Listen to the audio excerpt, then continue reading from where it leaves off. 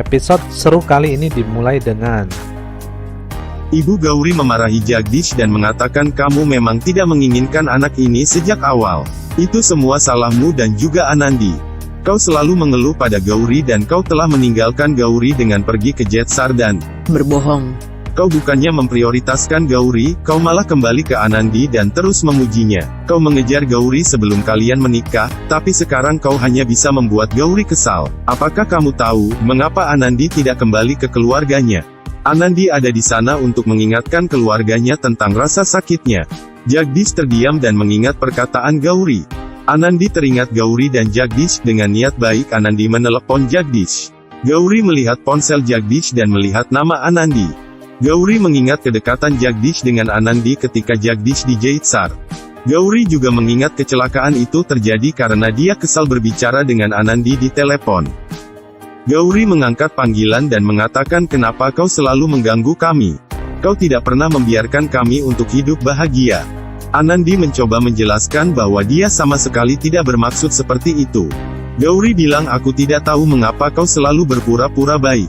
Begitu munafik dan penuh kepalsuan, kau pasti sangat senang dengan situasi ini. Jagdish mengambil telepon dan berteriak pada Anandi. Jagdish menyalahkan Anandi atas apa yang terjadi.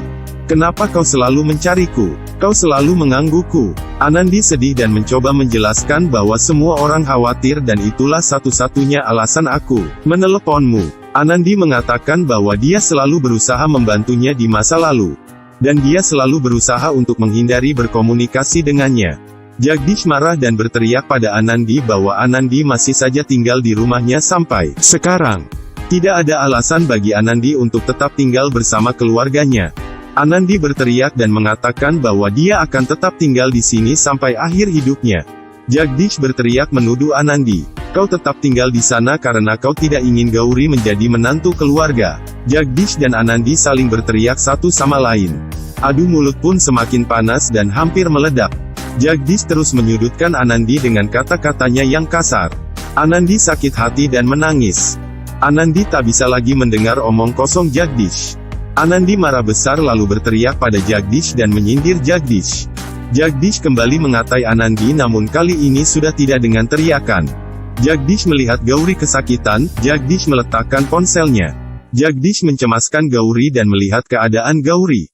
Jagdish memberitahu Gauri bahwa mulai sekarang dia akan benar-benar lupa bahwa Anandi ada dalam hidupnya. Anandi masih mendengarkan dan air mata berjatuhan dari matanya. Anandi sakit hati dan hancur. Anandi jatuh terduduk di lantai dan menangis dengan sangat sedih. Anandi terus menangis. Anandi mengingat ketika masih kecil menikah dengan Jagdish. Dia masuk kembali ke rumah Jagdish setelah berpisah 5 tahun dengan Jagdish. Anandi menjalani hari-hari yang bahagia dengan Jagdish. Momen-momen yang indah bersama Jagdish hingga Jagdish yang mulai berubah dan suka marah-marah. Anandi menghapus air matanya. Anandi mengeluarkan sebuah koper dan memasukkan semua barang-barang masa kecil milik Jagdish dan menguncinya. Anandi membuang kuncinya keluar melalui jendela. Nenek sedang di luar dan mengambil kunci itu. Mahan memberitahu nenek bahwa Anandi menyuruhnya membuang koper ini atau membakarnya. Nenek membuka koper itu di gudang dan melihat isinya. Nenek curiga mengapa Anandi memutuskan untuk membuang semua barang kenangan Jagdish. Nenek mengunci kembali koper itu. Jagdish membawa Gauri pulang. Gauri sedih dan berbaring di tempat tidur. Jagdish mengatakan dia tidak menyangka Anandi bisa melakukan semua ini. Abi dan Asa sedang ketemuan dan mereka sangat bahagia. Abi memakaikan gelang warna-warni untuk Asa. Madan datang bersama beberapa warga. Madan berteriak kau mengotori nama keluargaku. Madan memarahi Asa. Abi mengatakan aku mencintainya, aku ingin menikahinya. Orang-orang memukuli Abi dengan tongkat. Madan mematahkan gelang Asa dan membawanya dengan paksa. Abi bilang aku sangat mencintainya. Madan membawa Asa pulang dan hendak memukulnya. Sukna dan Rada mencegahnya. Madan mengunci Asa di sebuah ruangan. Madan bilang kau tidak akan keluar lagi, kau akan memakai pakaian janda. Asa hanya bisa menangis. Madan mengunci pintu dan mengatakan tidak ada yang akan memberinya makanan dan air. Keesokan paginya, Madan datang ke rumah nenek dan menceritakan apa yang telah dilakukan Asa. Madan bilang dia mendapat keberanian dari Anandi. Setelah Madan pergi, Anandi memberitahu keluarga bahwa Abi dan Asa saling mencintai. Mengapa Asa tidak bisa menikah? Anandi mengatakan Abi adalah dokter yang baik dan ingin menikahi Asa. Mengapa dia tidak bisa menikahi Asa? Madan masuk dan marah dengan keluarga Singh yang mendukung Abi, bukannya menendang dia keluar dari desa. Fasen memintanya untuk tenang dan mendiskusikan masalah ini dengan damai. Nenek berbicara dengan pengertian kepada Madan dan memintanya untuk membiarkan Asa menikah. Madan mengatakan orang itu akan meludahi wajahku karena aku tidak bisa mengatur seorang janda. Byron mencoba berbicara dengan Madan. Madan bertanya apakah Anandi akan menikah juga. Nenek menjawab ini dua situasi yang berbeda, Jagdish masih hidup sehingga Anandi tidak menjanda. Madan mengatakan kehidupan Anandi lebih buruk daripada kehidupan jandanya. Suaminya menikmati hidup dengan istri keduanya. Byron marah dan mengatakan jika Anandi menerima, maka aku akan menikahkannya kembali. Aku akan membiarkan Anandi memutuskan. Madan bilang tidak semua orang bisa berbesar hati seperti kamu, keluargaku penting bagiku. Aku akan mengirim Asa ke kota Kasi. Di Mumbai, Gauri dengan sedih mengingat bayinya yang telah meninggal. Jagdish menjadi suami yang baik, Jagdish merawat Gauri dengan baik. Jagdish mencoba menghibur Gauri yang masih terus menangis. Abi berbicara dengan Sukna di telepon. Abi takut Madan akan mengirim Asa sebelum Syam kembali dari luar kota. Dia ingin segera menikahi Asa. Dia mengatakan dia telah membuat semua pengaturan di kuil dan meminta Sukna untuk membawa Asa. Besok pagi, dia akan menikahi Asa. Sukna menelepon Syam dan menceritakan apa yang terjadi. Syam mengatakan bahwa dia akan terlambat dengan penerbangan berikutnya. Syam mendukungnya.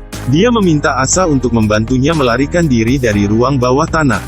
Sukna hampir tidak menemukan kunci dari kamar Madan sementara Rada ada di dapur. Rada melihatnya dan menanyainya. Asa menangis di ruang bawah tanah. Sukna membuka pintu dan mengatakan dia akan membawa Asa untuk menikah di kuil. Madan meminta Rada mengemasi tasnya untuk perjalanannya ke Kasi. Rada memintanya untuk menunggu sampai Syam kembali tetapi Madan bersikeras bahwa dia tidak memerlukan izin siapapun. Dia pergi ke ruang bawah tanah tetapi marah ketika dia melihat pintunya terbuka. Sukna membantu Asa melarikan diri melalui pintu belakang dan kembali sendirian. Madan pergi mencari Asa dengan anak buahnya. Asa bersembunyi di balik semak-semak dan ketika mereka pergi, dia pergi ke kuil terdekat. Dia duduk di depan kuil memikirkan Abi. Karena kecapean, dia tertidur. Pendeta kuil melihatnya terbaring di sana dan menutupinya dengan selimut. Madan dan anak buahnya datang ke kuil untuk mencari Asa tetapi mereka berpikir bahwa orang tidak waras sedang tidur di bawah selimut dan pergi. Asa menerima doa dan tiba di kuil tempat Abi menunggunya sebagai pengantin pria. Tapi pengendara motor melihat mereka. Madan berteriak kepada anak buahnya bahwa mereka harus menemukan Asa dan Abi sebelum matahari terbenam. Madan menerima telepon. Dia mengambil pedangnya dan pergi. Sukna terkejut dan mencoba menghentikannya, tetapi sia-sia. Asa berpakaian sebagai pengantin dan mereka melakukan ritual pernikahan mereka. Mereka menaruh karangan bunga satu sama lain dan memutar 7 putaran. Saat Abi hendak menaruh sindur ke Asa, Madan datang dan memotong syal yang diikat antara Abi dan Asa dengan pedangnya. Madan berteriak pada Asa bahwa dia akan mempermalukan keluarganya.